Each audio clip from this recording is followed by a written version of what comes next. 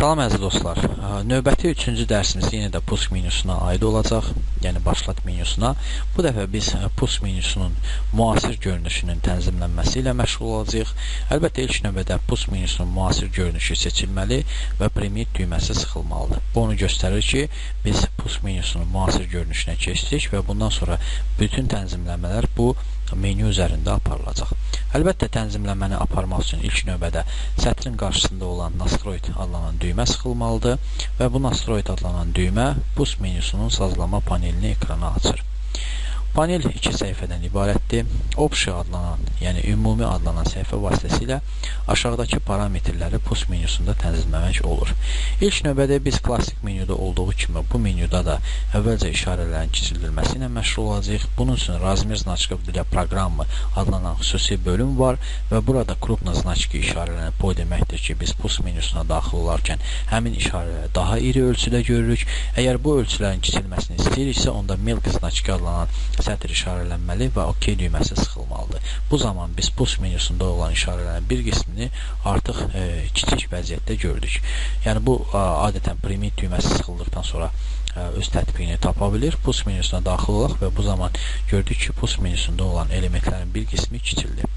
Nastroid adlanan düyməni sıxdıqda digər parametr burada istifadə olunan proqramların sayının göstərilməsidir.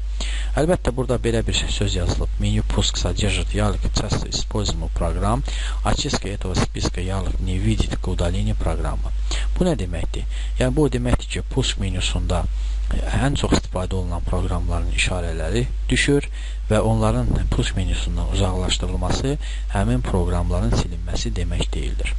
Əlbəttə, biz istifadə etdiyimiz proqramların yəni test istifadə etdiyimiz proqramların sayını biz orada göstərə bilərik.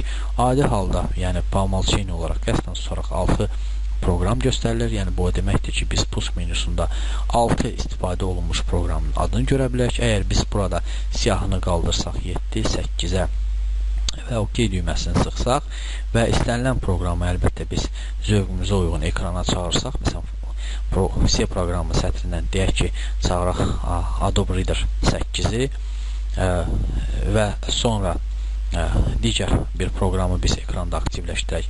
Məsələn, daha kiçik ölçülü bir proqram olsun. Deyək ki, buradan WinRAR proqramını aktivləşdirək. Məsələn, WinRAR proqramını aktivləşdirdik. Bir qədər RAM zəif olduğuna görə proqramların yüklənməsi bizim kompüterdə gelişəcək, amma ümumi işin ümumi ziyanına verməyəcək. Sadəcə proqramların açılma qaydalarını sizə bu dərsdə qoyu nümayiş elətdirək və əlbəttə daha yüngül olan proqramlar ekrana daha tez yüklənəcək. Ağır ölçüyə, ağır interfeysə malik olan proqramlar isə ekranda daha böyük, yəni yer tapacaq, yer axtaracaq. Yəni buna görə də RAM-ın ölçüsü kompüterdə daha çox olmalıdır ki, bir və ya bir neçə proqramla eyni zamanda işləmək mümkün olsun. Və biz daha 2 proqramı ekrana çağırdıq. Məqsədimiz dəyişiklik etdiyimiz sahədə olan sayı bir qədər artırmaq idi. Bunun üçün biz push menüsünə daxil olsaq, görərik ki, artıq bizim siyahıda 6 element yox, 8 element öz əksini tapıb.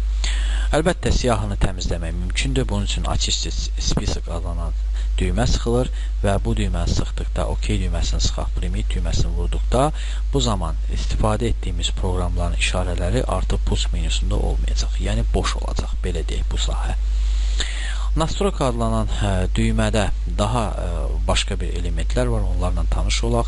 Burada отображать menü пуск adlanan sətirdə diqqət edin. Internet Explorer, internet və elektron poçta adlanan xüsusi sətirlər var. Əgər bu sətirlərdən biz işarəni yığışdırsaq və OK düyməsini sıxsaq, bu zaman biz push menüsündə olan daha 2 sətri görməyəcəyik. Yəni bu sahədə boşaldı.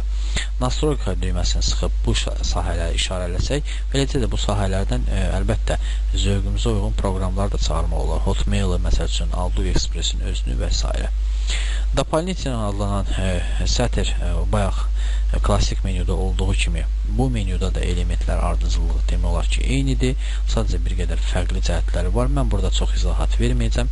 Sadəcə burada qeyd edəcəyim ki, недавно dokumenti, yəni nə vaxt istifadə olunmuş sənədlərin silinməsi üçün sadəcə очистка списка adlanan xüsusi düymə sıxılmalıdır.